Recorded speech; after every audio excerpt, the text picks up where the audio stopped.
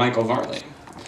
And I'm just going to read his bio here, because I was reading it sort of to myself a little while ago, and it's entertaining. So Michael Varley has been spending a lot of time doing this yoga DVD that's far beyond his abilities. But he's optimistic the daily practice is doing something to improve basic flexibility, or, at the very least, give that longed-for illusion of progress. He hopes to one day touch his toes without bending his knees. MichaelVarley.com.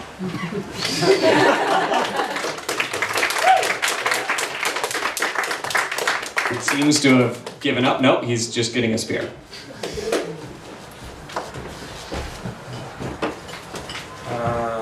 All right, thanks for coming, everybody. Great job, Bill and Jess. Thank you for coming as well. So I was gonna write one thing. I had a story that I wrote 3 years ago, halfway, and then I decided I was gonna try and write it. And I tried for a couple weeks. I don't have a job right now, so I had a lot of time working on it. And then I realized that that's not where my head was at all. Where my head was I was depressed. And typically, when I'm depressed, usually I take that energy and I sublimate it into some other project. But this time it didn't really seem right to do that. It seemed to like actually try and work through it in the writing, which is not something I've done before. So I hope this works. It's called Lake Pothole.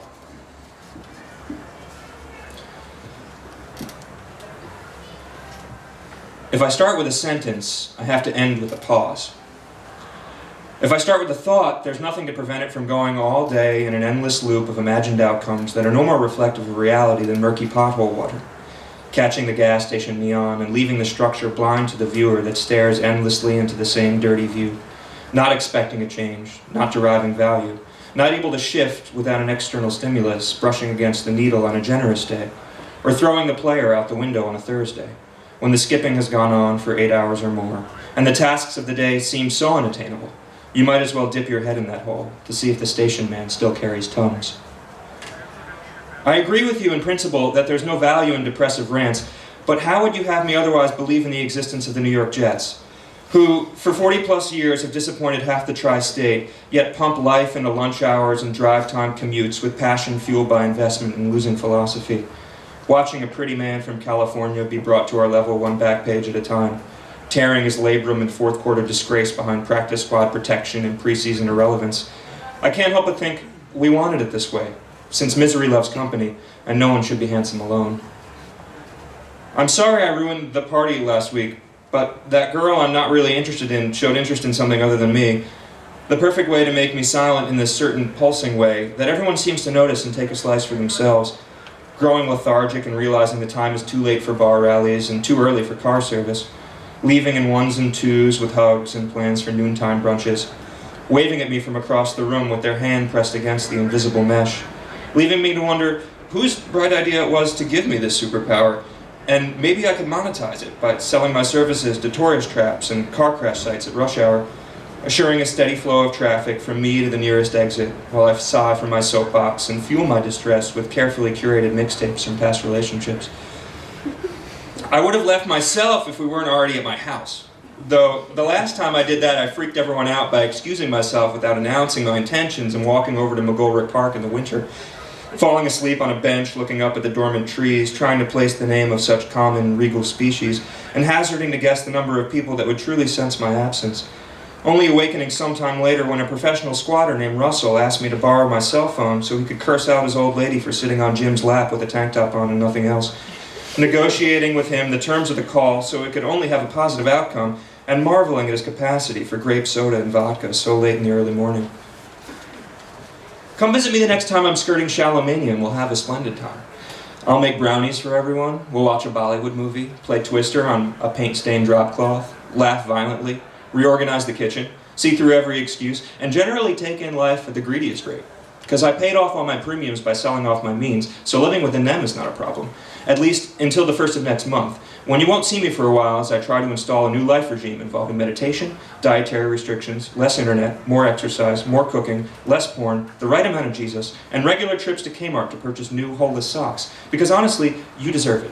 All at once, ideally, ensuring failure on nearly every front, and obscuring the success of the new habit or two that does manage to stick and improve life in the subtler ways, lost in such glib swings. Not that it's all that bad. It's just never that good to remember it's not that bad. Because while goodness comes stamped with an expiration date reading present, bad things get pickled and canned downtown to savor decades later, popping into the mind with the slightest provocation to slap you with dill and cause you to curse, involuntarily when there's no one around, and carefully when surrounded by company. A slight twitch or burst of air between the teeth, likely noticed but never remarked upon due to manners or conscious indifference. To be a child again, when everything was carefree and simple. Though, to indulge that fantasy, you'd have to neglect all the joys and celebrations that made the younger you depressed. Fairs, parades, fireworks displays, birthdays in your honor, puppet shows, petting zoos, baseball games, Halloween, circuses, and, dear God, clowns. Not scary in the least, but soul-crushingly sad, with their elaborate, humorous artifice and intentions. Not making me cheerful in the least, but only reminding the 8-year-old me that these performers were simply propping up the sagging tent of a dying institution in their own melancholy. Returning home with a plush elephant to quietly sob in a carpeted corner, it's a wonder my pool party invites were scarce. To be in college again. Or do you forget the time your friends commissioned the local barbershop quartet to sing songs to you in bed after 3 days missing from classes and hangouts? Leaving once a day to buy a sub on your meal card and returning to an empty room with your roommate gone since November due to liver disease. The perfect setup for a freshman with any sort of ambition, but not for one struggling with the basic premise of human interaction.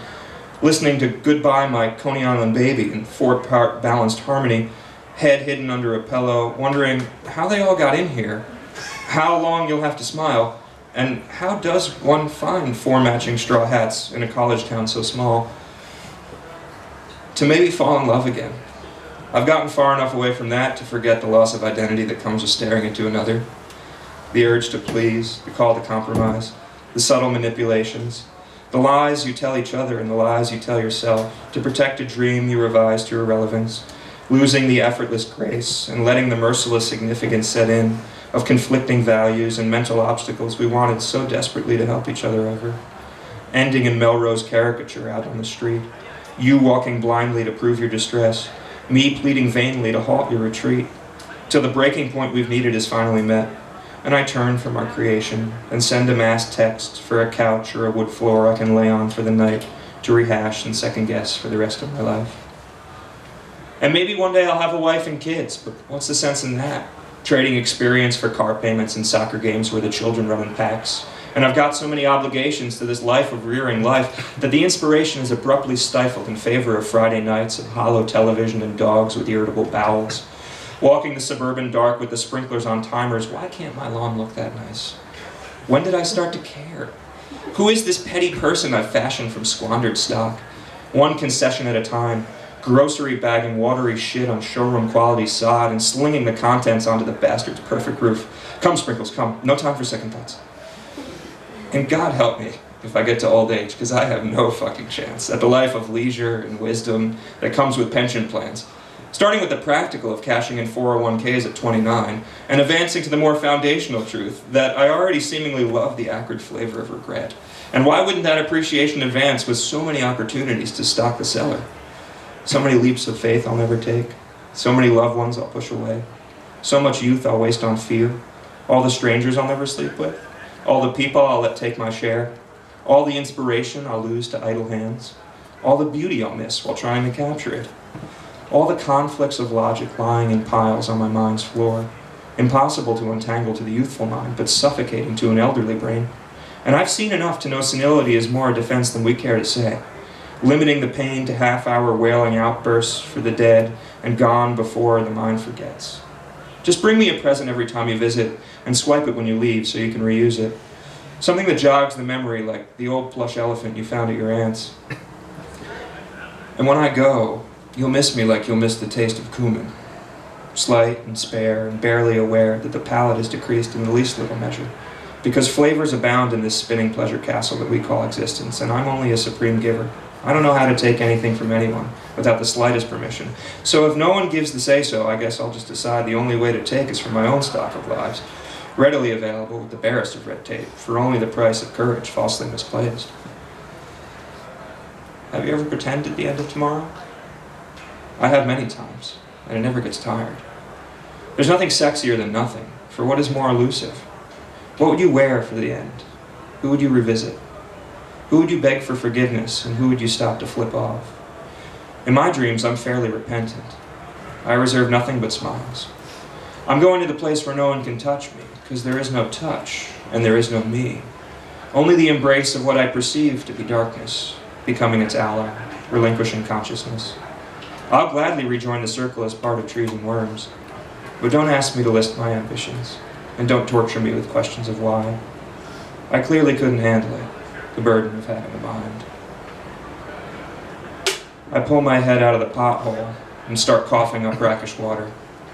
Tremaine, the station beggar, asks me for money, and I hand him the day's change with the promise that he watches for cars. I roll on my back and stare up at whatever stars this city allows. They're beautiful, because they tried so hard to sign so very far. Why do I indulge these sycophantic thoughts? Why would I plunge my head in a pothole? The logic never makes sense outside of the moment, which, to the experienced ego-tripper, is the first sign never to trust the conclusions. My childhood was blessed with a big field for football every day after school. College gave me everything I've ever identified with. Love is love. Stop hating, you prick. And as for the other 2/3 of your life, never get too clever speaking what you've never known. I am still sorry about that party last week, though. Definitely my bad.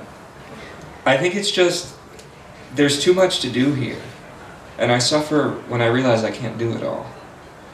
And sometimes the better choice seems to be to stop choosing entirely, in the hope that the want will stop wanting. It won't, and it doesn't, because life needs the conflict to propel it. All you can do is believe your vote counts and try not to think too deep. All the best things happen where the monologue ceases to reach. Thank you.